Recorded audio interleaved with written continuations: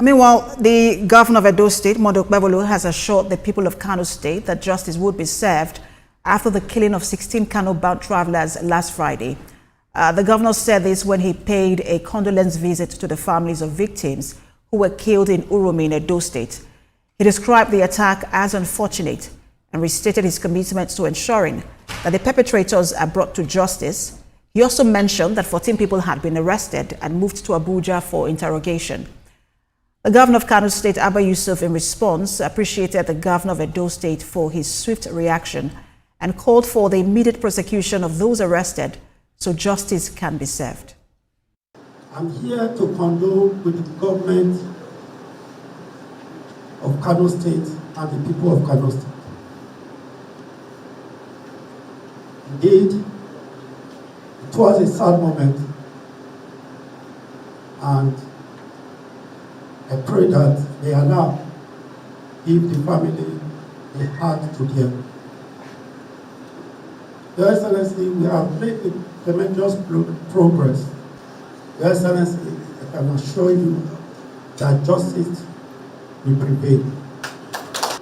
Let me seize this opportunity to appreciate His Excellency, the Governor of Edo State, for his promptness in taking decision immediately the incident happened.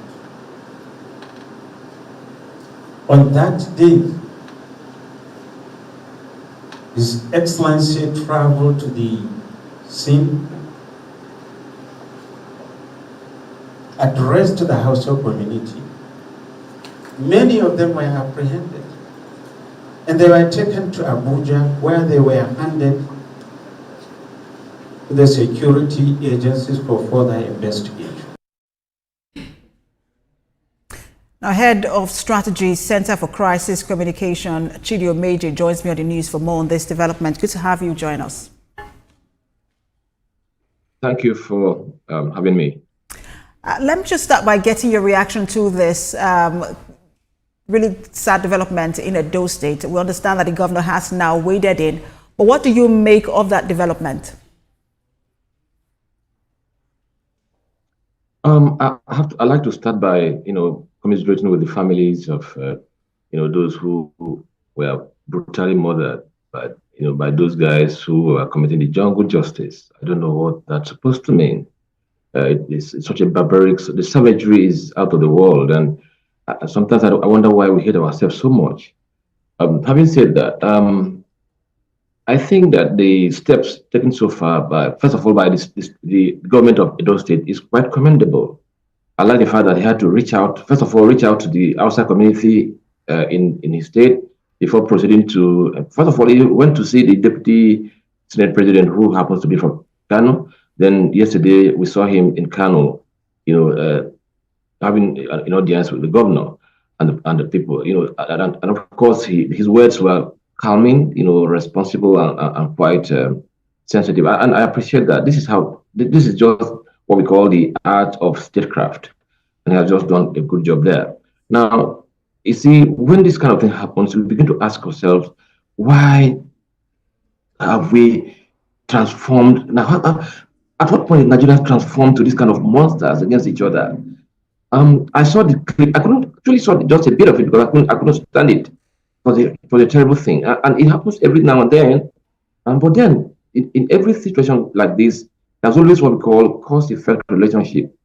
I don't know whether now is the time to begin to talk about the cause effect, but there's always things that like something that kickstart stuff like this, and it's about time we begin to look at the underlying factors. What actually predispose our people into this kind of hatred. If it's hatred. Mr. Major, if I may come in, because we understand that those who are involved in this, or those who were involved in this, are members of a vigilante group. What does that tell you about the use of vigilantes, in states, and what their method or scope of operation should be? Question. I think it's about time. It's good to have those vigilantes to complement the effort of the state actors, of the state apparatus. But I think we need to actually train them well. We need to make sure who we are engaging. We need to make sure that they have the basic understanding how to deal with situations like this. I mean, how could vigilantes, plan and orchestrate such jungle justice?